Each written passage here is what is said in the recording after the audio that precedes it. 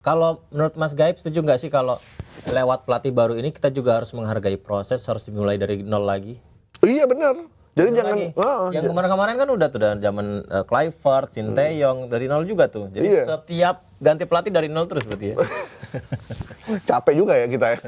Jadi nanti kan dia punya selera juga kan. Pasti saya yakin dia udah nonton nih. Udah nonton timnas, nonton sepak bola Indonesia, udah nonton Liga 1 kayak apa perkembangannya. Mereka udah pasti dia udah punya nama-nama yang bakal dia jadiin jadiin pemain utama.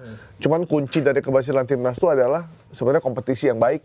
Kompetisi yang sehat. Kompetisi yang sehat, kompetisi yang jujur, kompetisi yang terukur, dan punya kualitas yang bagus. Kalau mau bikin timnas dengan nggak ada air minum nih. Iya nih. Tolong air minum. Bos saya haus ini, batuk-batuk ini. Bukan. Habis minum cabai tadi, makan cabai. Makan cabai. Gorengannya. Nah itu yang terjadi kira-kira. Kebanyakan cabai nih. Oke. Ini kalau kita lihat John Hartman, Mas Gaib ya, ketika diperkenalkan oleh Erick Thohir, memang sorry to say ya, euforianya nggak segede waktu Kluivert. Iya benar. Ya. Karena waktu itu Kluivert menggantikan STY, gitu. Kalau ini sih menurut saya, ya udahlah nggak usah terlampau euforia juga. Kita juga ekspektasinya jangan terlampau tinggi. Iya ya.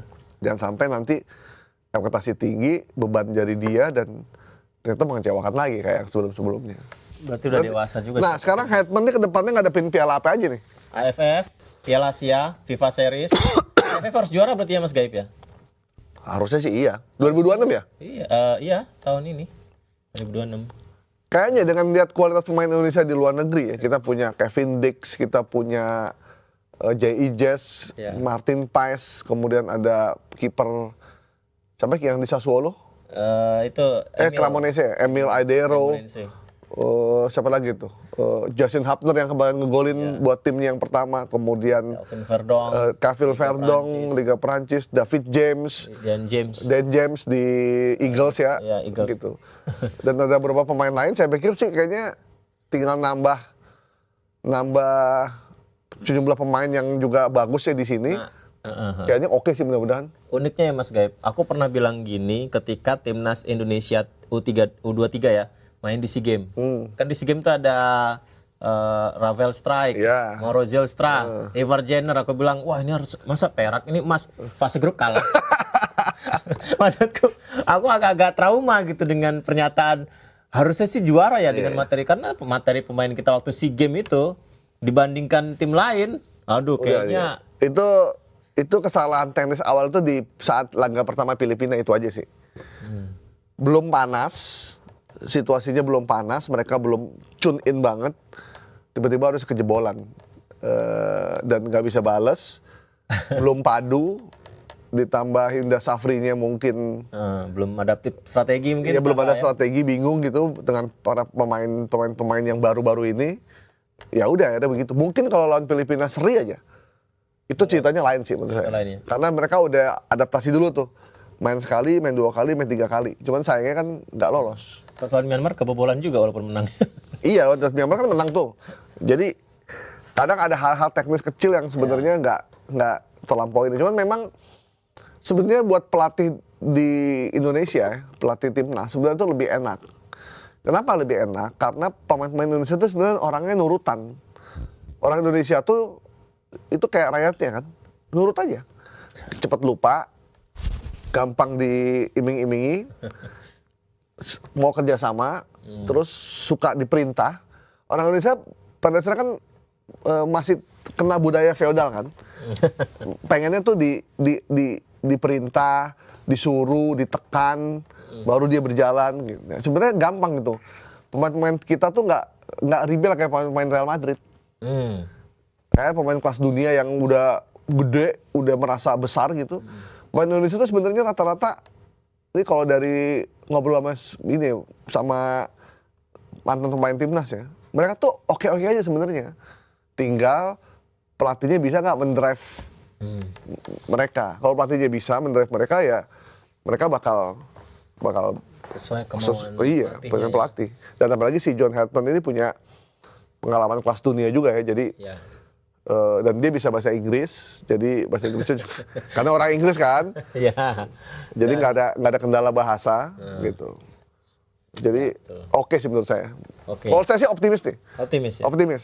Ya kita buktikan aja ya. Meskipun netizen kan tadinya mikir, Van Bronckhorst, Pep Guardiola, Justru Jose nama Mourinho. nama besar itu belum tentu sukses, Zidane, gitu ya. belum tentu sukses.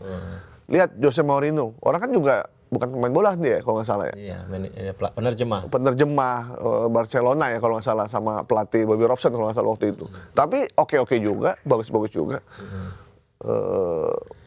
Dan rata-rata pelatih yang terkenal itu mungkin nggak terlalu menonjol juga, biasa-biasa aja gitu.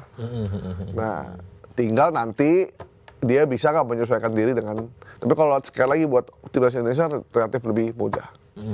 Nah, yang sulit adalah melatih bintang-bintang dunia. Ini tadi sempat spill ya tentang Ya, Real Madrid ya. Real Madrid. Real Madrid lagi kosong nih berarti pelatihnya. Sebenarnya Real Madrid itu nggak buruk-buruk amat di Liga. Dia peringkat 2. Peringkat 2 di atasnya Barcelona, beda 4 atau 5 angka gitu. Kayaknya itu sering terjadi ya di Iya. Spanyol. Masih bisa dua kali main Barcelona seri atau kalah, dia masih bisa nyusul. Itu satu.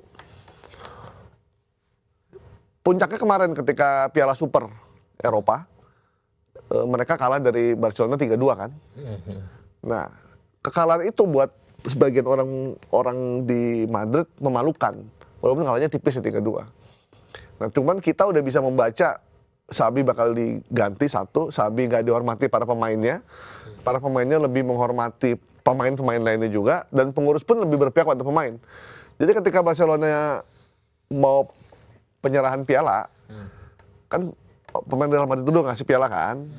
Ini ada gambarnya nggak nih kita? Kita gambarnya apa sih? Coba deh cek deh. Ya, Kita coba. simak dulu ini ya Iya. gambarnya.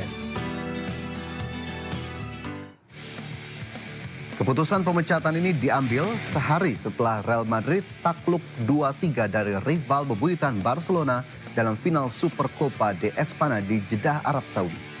Kekalahan itu menjadi pemicu akhir dari periode 7 bulan Alonso yang diwarnai naik turun performa. Dalam pernyataan resminya, Los Blancos tetap memberikan penghormatan tinggi kepada Alonso dan menyebutnya sebagai legenda. Sebagai pengganti, pihak manajemen menunjuk Alvaro Arbeloa yang dipromosikan dari kursi pelatih tim cadangan Castilla. Selain alasan performa, diduga isu ketidakcocokan dengan sejumlah pemain mencuat, termasuk perdebatan dengan presiden klub Florentino Perez.